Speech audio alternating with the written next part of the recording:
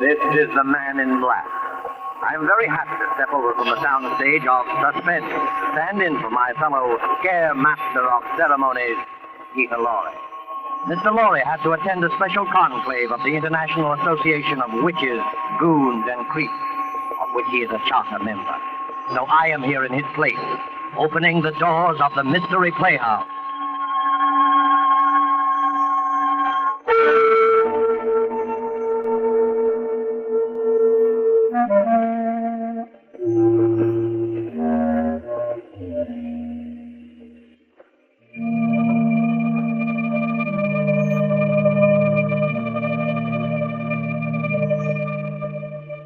Tonight, the Mystery Playhouse has been fortunate enough to secure the services of that light-hearted raconteur of murder, horror, and the supernatural, the laughing boy of the inner sanctum, Raymond.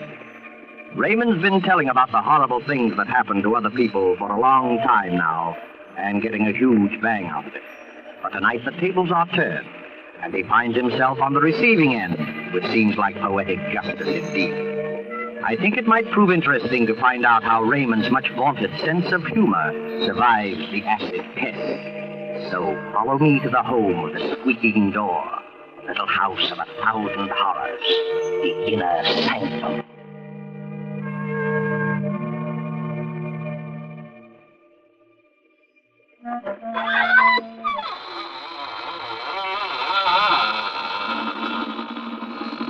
Good evening, friends.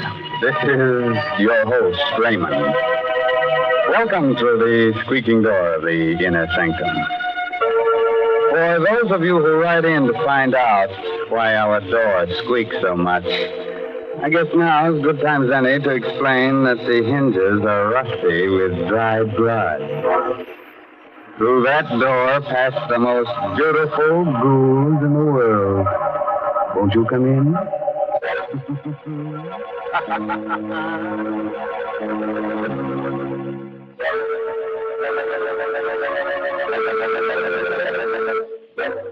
Well, friends, are you ready? Good. Now remember, if you must scream, do it with your mouth closed, so you won't annoy the rest of your family.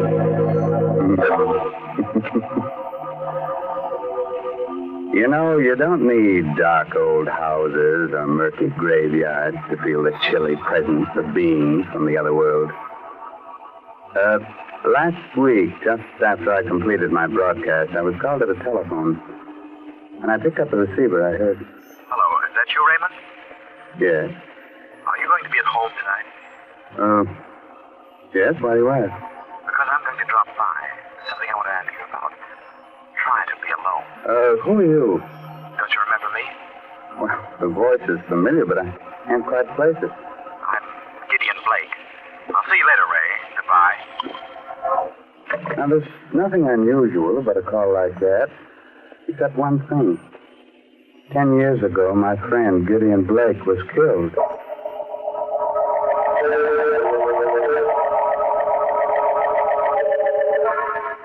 I'm sure that call was some joke. I remember laughing about it as I sat down in my living room with a sandwich and a glass of milk. But later that night, I must have dozed off. I remember being awakened by the tower clock chiming. It was midnight. Somewhere a cat howled against the moaning wind that had sprung up. Strange chills and a shudder through my body. Front door must have blown open. I went to see. Standing there was Gideon Blake. Good evening, Raymond. Blake. You shouldn't be so surprised. I told you I was coming. Yes? You've changed so. It's been a long time. More than 10 years, I believe. But I don't understand. You were burned to death. How on earth did you come back? There are many things which you will never understand while you're alive and on this earth. Why'd you come here? To give you this piece of paper. Hmm? What's on it? The names of 4 persons. They're alive now. In a short time, they will all be dead. I looked at him carefully as he talked. He looked hideous, ugly, with horrible burns on his face. The man had the look, touch, the very smell of death.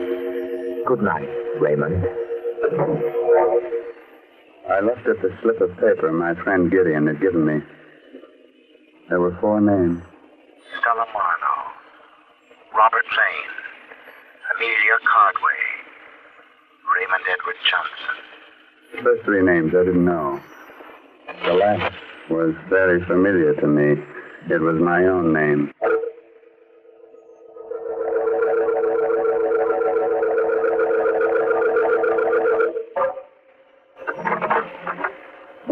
Oh, hello, Raymond. Sit down. Thanks, Inspector Doyle. Cigars? No, thanks.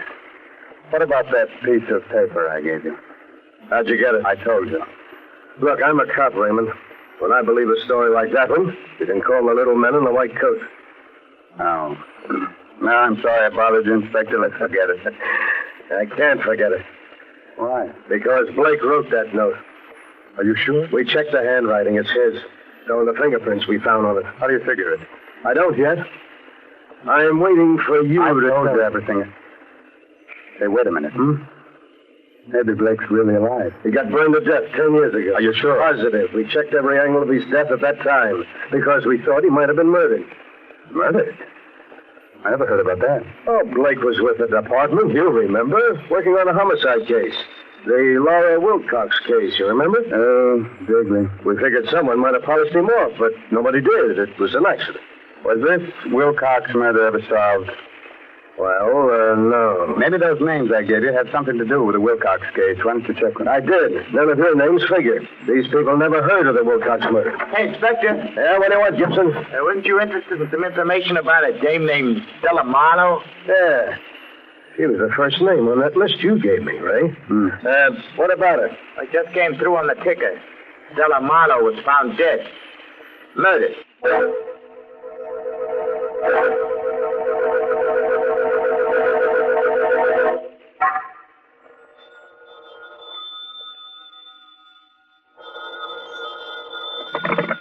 Hello? That you, Ray? Mm-hmm. This is Inspector Doyle. We're trying to get you all day. Oh, I just got in. I'm down at the police library studying the file on the Wilcox case. All right, forget about that. Now listen, I want you to lock your door and all the windows. I'm sending down a red-headed cop to guard you. What? Don't let any dark-haired guy into your house, even if he's your own best friend. What's this all about? We're dealing with a homicidal maniac. The body of Stella Marlowe was dismembered. Remember? Tell my man to call me at headquarters when he arrives. Goodbye. Goodbye. After I hung up the phone, I noticed a little black box on the living room table. How it got there, I don't know, because my house was locked all day. I undid the black ribbon, opened it. What I saw inside fascinated and horrified me. It was a human hand. Suddenly a thought clicked in my mind. I recognized something on the hand.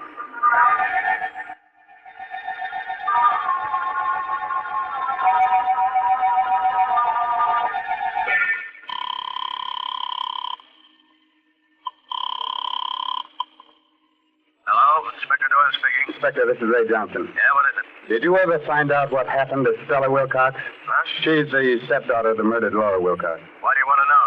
Well, she was suspected of the murder for a time. Listen, will you drop that angle? Will you just answer 1 or 2 questions? Did the killer dismember the whole body in the Stella Marlowe murder? Just the hands. Fine. Did she have on a large diamond ring, the third finger on the left hand? Yes. Her friends say she wore it all the time, but how do you... I've got it here.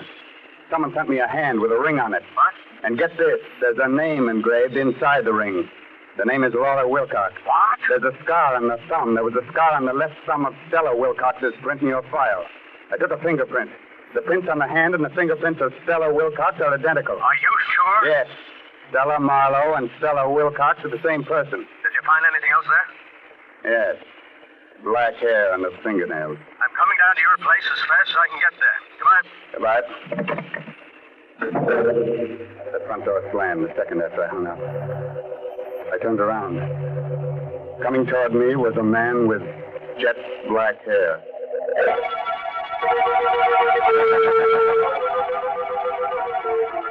You know, I can say sudden, horrible death when it happens to other people, but when it happened to me, well, the man with the jet black hair looked quietly at me and said, I'm Robert Lane. You're Raymond Edward Johnson, I believe? yes. Inspector Doyle spoke to me about you. May I sit down? What do you make of all this? I don't know what to make of it. You heard what happened to Stella Marlowe? Yes. You know that's not her real name? Yes, she was the stepdaughter of Laura Wilcox, but I do know. I think I know more about this than you imagine. Is your name really Robert Lane? Why? There was a chauffeur in the Wilcox home, a man named Lowry. I wonder There's no harm in telling you now. Yeah, I'm that chauffeur. And Amelia Cardway? She was Mrs. Wilcox's maid. No, Johnson, the murder of Stella didn't come exactly as a surprise to me. Why? She poisoned her stepmother with the help of the maid, Amelia Cardway. But why am I involved in all this? Don't fool each other. Somehow you discovered that Stella murdered her stepmother. But after 10 years, you can't dig up any evidence, and you know it. So you invent this wild story about Gideon Blake. Just the right sort of psychological scare to frighten the two women into making a move that'll give them away. Very clever. Just a moment. What color is the hair of Amelia Cardway? Blonde. Pretty shade of blonde, in fact. Very attractive girl 10 years ago. Oh, what's in the box? I advise you not to look. I rarely follow the advice of other people. Oh. Where'd you get this? Someone left it here this evening. That ring. Old Lady Wilcox gave that to Stella on her 18th birthday. That's the hand of Stella. I understand why you asked about the hair, Johnson. The hair under the fingernails is black, just like mine. Mm-hmm. I wouldn't be surprised if an analysis showed that it was mine. And you killed it. The point is that I don't intend to give up my life to amuse you and your little crime hobby. What do you mean? You're going to learn about crime, Raymond, through a direct personal experience. I'm going to kill you. Let go of me,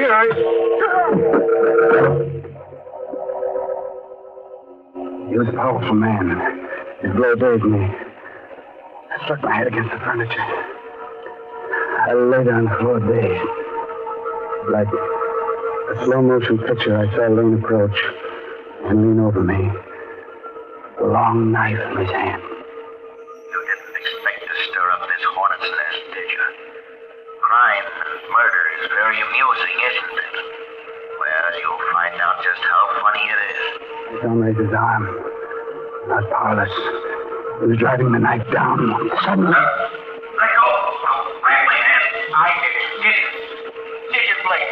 Yes. I heard him scream. Somewhere the door slammed. And I blacked out.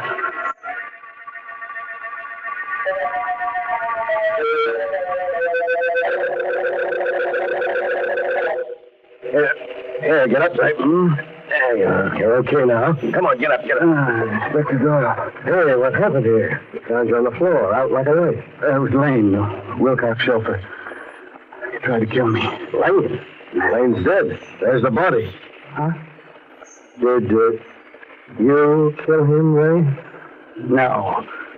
Where does Amelia Cardway live? A few miles from here, why? We've got to get over there right away. She killed the old lady, and she might have killed Stella, too.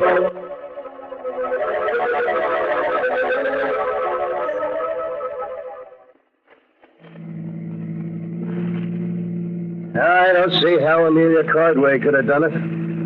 Maybe you'll tell me next that Gideon Blake did it. I don't know. Gideon Blake didn't have a hair on his head. Besides, he's dead. I never arrest a dead man for the crime of murder. You can't get confessions on him. Perhaps Lane did go to see Stella shortly before she was killed. They were all in this together. Yeah? They told you they didn't know each other to protect themselves. Now, that still doesn't explain how the hand got to your place, or why Gideon Blake came back from the dead, or why we found those black hairs under the fingernails. I've got an idea about the hand. Yeah? I think it was dismembered so that you would never know that Stella Marlowe was Stella Wilcox. Huh? She changed her appearance, but she couldn't change her fingerprints. Well, then, who left it at your place, and why? And why should you be on the murder list? Don't remind me of that, please. Well, here's Amelia Cardway's cottage. Maybe we'll get some of the answers here. Come on. Inspector. Help! Yeah. Come on, follow me, Ray. Inspector Doyle had his gun out and was running into the house. I followed a few steps behind. In a moment, I was in the living room. Doyle was standing there. Well, what happened? Why did you scream for help? In an old chair sat what was once an attractive woman. Her blonde hair was streaked with gray, but the face was a mask of terror. I recognized her from the picture in the police file. It was the former maid of Laura Wilcox, Amelia Conway. Yes, Mrs. Wilcox. In just a minute. Come in, Mrs. Wilcox. What's the matter with her? Yeah, she's cracked her delirious. Just keep sitting there like that, mumbling. You can't live with secrets. Someone will find out. I'm glad they found out. Now she'll never come to see me again, never. Yeah, well, who came to see you? Mrs. Wilcox. I didn't want to give her that medicine. I knew it was poison, but Stella made me. She made me. And so did he, the chauffeur. Getting out of the chair, Inspector. Look, there's a knife in her back. Miss Cartwright. There she is, at the top of the stairs. Mrs. Wilcox. Where? At the top of the stairs, Inspector. Look, it's Laura Wilcox. I'll tell everything, Mrs. Wilcox. We were all in on it together. Stella, the chauffeur, and me. I didn't want to do it. Forgive me. I'm going upstairs. You look after Ray. The moment he reached the bottom steps, Mrs. Wilcox disappeared. I stooped over the Cartwright woman. She was dead. A burst of pistol fire came from the upstairs part of the house. A moment later, Inspector Doyle came tumbling down the stairs, the gun still in his hand. He was unconscious. I looked up. At the top of the stairs stood Mrs. Laura Wilcox. She said nothing, but calmly came down, holding the poker she had struck the inspector with. She bent down, took out the knife from the body of the dead Amelia Cartwright. I was too startled, too frightened to move. Suddenly the woman took off her hat, her wig, and there stood Gideon Blake. You'd better go now, Raymond. I don't understand that disguise. Look there. The entrance to the dining room. Fire. Yes. Fire. You'd best leave at once. Those flames are spreading rapidly. Take Inspector Doyle with you. Blake, hurry. Yours is the last name on my list, you know. He didn't have to say any more. I dragged the inspector through the door. Gideon Blake turned, smiled at me, and walked directly into the flames. That was the last I ever saw of it.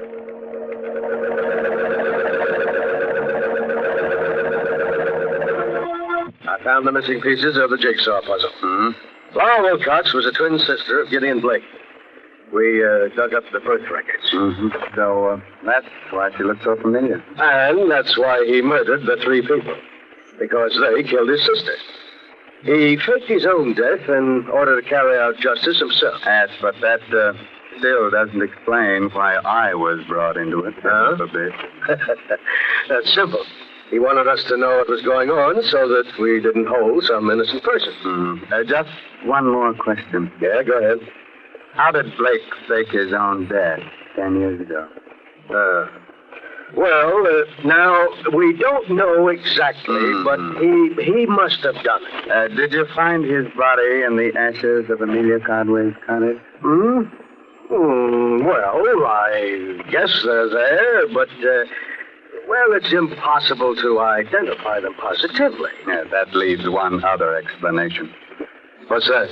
That Gideon Blake actually died 10 years ago.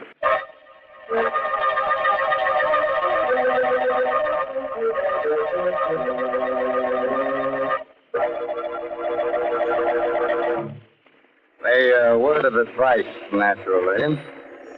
When you get killed, don't let your murderer slice your hands off. Because then you can never put the finger on it. Good night. Pleasant dreams.